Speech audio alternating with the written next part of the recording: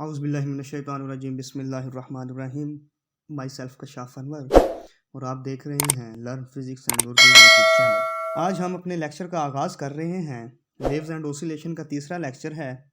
इसमें हम वेव की डेफिनेशन को पढ़ेंगे और उसके कुछ टाइप्स को पढ़ेंगे और वेव की करैक्टरिस्टिक्स को हम further one by one discuss करेंगे। तो सबसे पहले हम देखते हैं कि वेव की डेफिनेशन क्या है। What is a wave, how we define a wave. ठीक, वेव क्या है? Wave is just a disturbance that propagate through a medium. ये एक डिस्टरबेंस है जो मीडियम के जरिए प्रोपोगेट होती है, यानी एक जगह से दूसरी जगह जाती है। किसके जरिए? मीडियम के जरिए। उसे हम वेव कहेंगे। बेसिकली क्या है? ये एक डिस्टरबेंस है। मीडियम के जरिए भी जा सकती है और विदाउट मीडियम भी ये जा सकती हैं। उसमें फिर आगे हम इसकी टाइप्स में देखेंगे वो कौन सी वेव्स हैं जो विदाउट मीडियम भी प्रोपोगेट हो जाती हैं। ये थी वेव की डेफिनेशन। वेव कैरी करती है एनर्जी, यानी एनर्जी को एक जगह से अपने डेस्टिनेशन पॉइंट से फाइनल पॉइंट तक लेके जाने वाली चीज़ वेव कहलाती है मीडियम के जरिए। उसके बाद आ जाता है the medium could be air, water, a spring, the earth और इवन पीपल। ये इन चीज़ों में से कोई भी मीडियम के तौर पर इस्तेमाल हम कर सकते हैं। अब हम देखते हैं मैकेनिकल वेव। तो मैकेनिकल वेव की डेफिनेशन भी कुछ इसी तरह ही है कि मैकेनिकल वेव भी एक डिस्टरबेंस है जो मीडियम के थ्रू प्रोपोगेट होती है। ठीक, इसमें मीडियम रिक्वायर होता है, इसमें मीडियम का होना कंपलसरी है। ठीक, मैकेनिकल वेव्स में वेव की डेफिनेशन में थ्रू मीडियम और विदाउट मीडियम, मगर मैकेनिकल वेव में क्या है? उसमें मीडियम कंपलसरी है। तो मैकेनिकल वेव की एग्जांपल्स हैं कुछ: sound wave, water waves, earthquake etcetera. Sound wave ये मटेरियल यानी मीडियम के जरिए होकर जाएगा। इसके लिए मीडियम हवा, उसके उसमें मौजूद पार्टिकल्स और मॉलिक्यूल्स हैं। वाटर वेव्स भी वाटर के साथ ही ट्रेवल करती हैं। उसके बाद आ जाता है अर्थक्वेक, ये मीडियम रिक्वायर होता है मैकेनिकल वेव्स के लिए। उसके बाद दूसरी किस्म आ जाती है इलेक्ट्रोमैग्नेटिक वेव। ठीक, इलेक्ट्रोमैग्नेटिक वेव वो वेव हैं जिन्हें अपनी प्रोपोगेशन के लिए मीडियम की ज़रूरत नहीं होती। ये बगैर मीडियम के एक जगह से दूसरी जगह जा सकते हैं, जैसा कि लाइट है। अब इसकी डेफिनेशन देखते हैं जो स्लाइड में लिखी है। An electromagnetic wave is simply light of visible और इनविजिबल वेवलेंथ। इलेक्ट्रोमैग्नेटिक वेव क्या है? ये सिंपली लाइट है जो किस रीजन में होती है? स्पेक्ट्रम के विजिबल और इनविजिबल रीजन में भी होती है। विजिबल रीजन वो रीजन है जिसकी लाइट हमें नज़र आती है और इनविजिबल रीजन में अल्ट्रावायलेट, इंफ्रारेड और एक्सरेज वगैरह आ जाती हैं। ये आप मॉडर्न फिजिक्स में इसे डिटेल के साथ पढ़ेंगे, फिलहाल इतना ही काफ़ी है।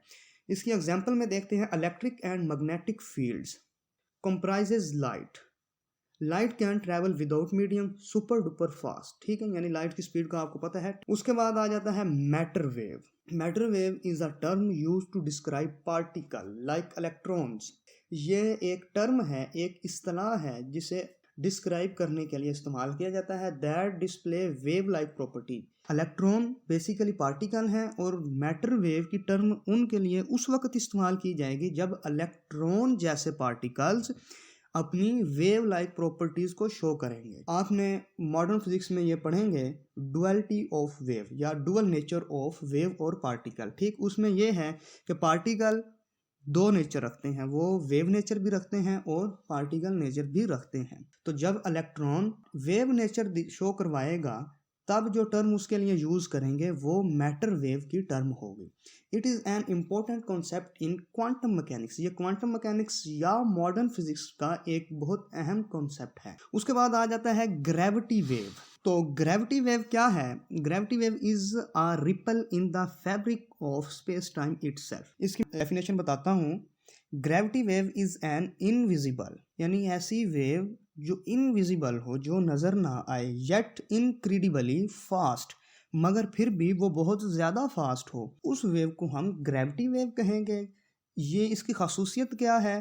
फास्ट होती है, it travel near the speed of light. ये स्पीड ऑफ लाइट के करीब तरीन ट्रैवल कर सकती है। अब आगे पढ़ते हैं। These wave squeeze and stretch anything in their path as they pass. जब ये वेव गुजर रही होती हैं, ट्रैवल कर रही होती हैं, तो इनके रास्ते में जो भी चीज़ आती है ये उसे स्क्वीज एंड स्ट्रेच उसे दबा देती हैं और अपनी तरफ स्ट्रेच अपनी तरफ खींचती हैं। खींचती क्यों है? क्योंकि ये ग्रेविटी की वेव हैं, इसलिए ये ग्रेविटी की वजह से उन्हें अपनी तरफ खींचती हैं और उन्हें स्क्वीज कर देती हैं, क्योंकि स्पीड इनकी ज़्यादा होती है और वो उससे में आने वाली हर रुकावट को स्क्वीज कर देती हैं, दबा देती हैं। ये था gravity wave.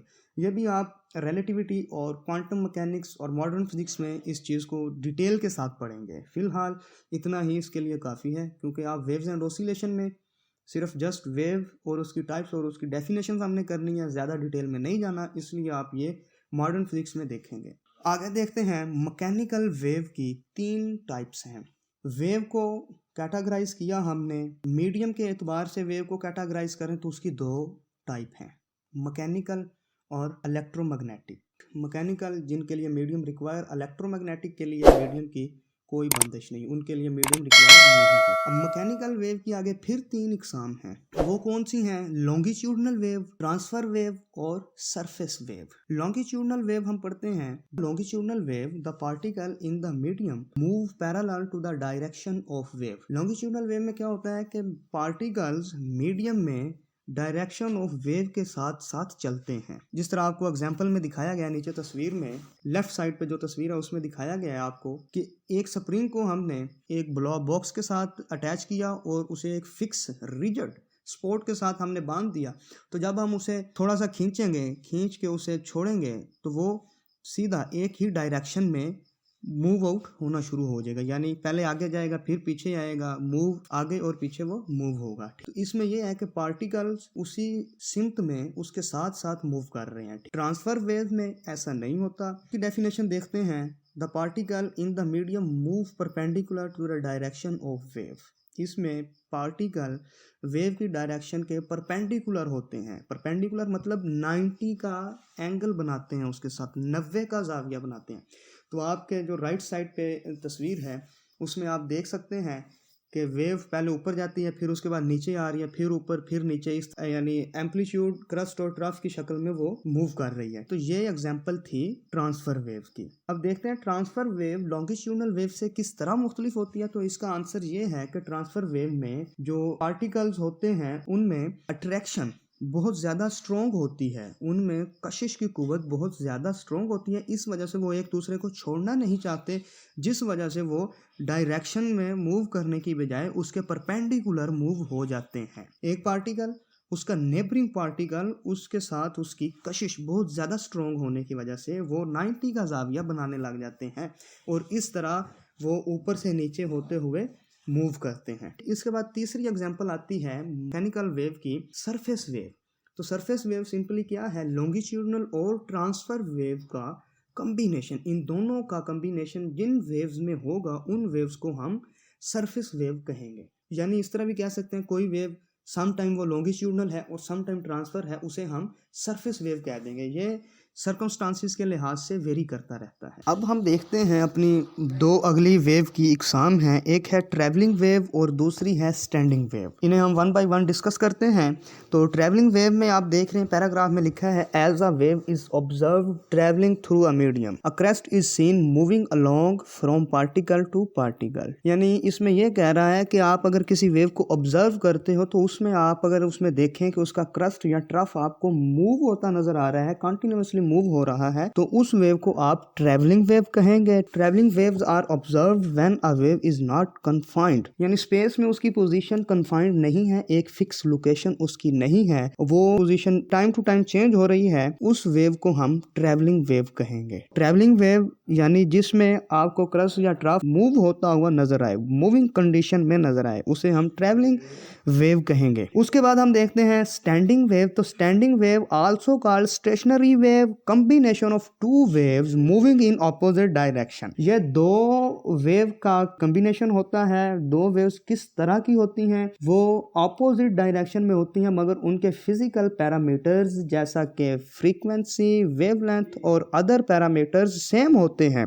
The phenomena is the result of interference, और ये फिनोमेना स्टैंडिंग वेव्स वाला इंटरफेरेंस के रिजल्ट में हमें हासिल होता है। आप आगे पढ़ेंगे इंटरफेरेंस, तो उसमें इस चीज को हम डिटेल के साथ डिस्कस डिस्कस करेंगे। आगे हम देखते हैं वेव कैरेक्टरिस्टिक्स, वेव की खसूसियात क्या हैं। तो सबसे पहले हम देखते हैं एम्पलीट्यूड, इसे हम कैपिटल ए से जाहिर करेंगे। ये क्या है? Maximum displacement of particle of medium from its equilibrium point. सादा लफ्जों में ये है distance between origin and crust. Crust कहते हैं ऊपर वाले हिस्से को, जो सबसे बुलंद ऊपर वाला हिस्सा वेव में बन रहा हो उसे क्रस्ट कहेंगे, और जो सबसे नीचे हिस्सा जो बन रहा है उसे हम ट्रफ कहेंगे। और एक मेन लाइन है जिसे हम ओरिजिन कहेंगे। तो distance between origin and crust और ट्रफ, क्रस्ट से या ट्रफ से ओरिजिन की डिस्टेंस उसे हम एम्पलीट्यूड कहेंगे। आपको डायग्राम में भी नजर आ रहा होगा, इसकी डेफिनेशन लिखी हुई है। तो उसके बाद हम देखते हैं वेवलेंथ। वेवलेंथ की सिंबल है लैम्डा, इसे हम लैम्डा पढ़ेंगे। डिस्टेंस फ्रॉम क्रस्ट टू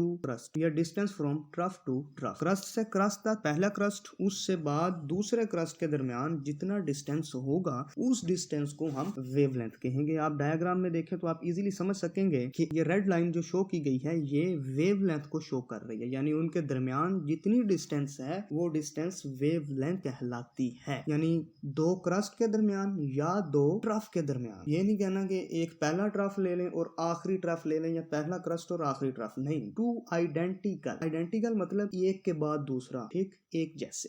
उनके दरमियान कोई और क्रस्ट या कोई और ट्रफ नहीं होना चाहिए। या के बाद दिगरे आने वाले क्रस्ट और ट्रफ के दरमियान जितनी भी डिस्टेंस है उस डिस्टेंस को वेवलेंथ कहेंगे। तीसरी प्रॉपर्टी है हमारी पीरियड। पीरियड के लिए हम सिंबल इस्तेमाल करेंगे, कैपिटल टी इस्तेमाल करेंगे। स्मॉल टी वो टाइम के लिए आ जाएगा, कैपिटल टी टाइम पीरियड को जाहिर करता है। तो इसकी डेफिनेशन है the time require for one full cycle. एक पूरा चक्कर काटने के लिए वेव को जितना वक्त दरकार है उस वक्त को हम पीरियड कहते हैं। मतलब के वेव 360 डिग्री जहां पर कंप्लीट कर ले वो उसका वन साइकिल हो जाएगा। ये हमारे पास 2 डायमेंशनल व्यू है। अगर हम इसे 3 डायमेंशनल में देखेंगे तो वो गोल दायरा मुकम्मल सर्कल कर लेगी, तो फिर वो 360 का एंगल पूरा हो जाएगा। तो उस वक्त जितना टाइम उसको मुकम्मल करने में लगा उस टाइम को हम टाइम पीरियड कहेंगे। अच्छा जी, अब हम देखते हैं अपनी अगली कैरेक्टरिस्टिक को, जो है फ्रीक्वेंसी। फ्रीक्वेंसी को हम स्मॉल एफ से रिप्रेजेंट करेंगे।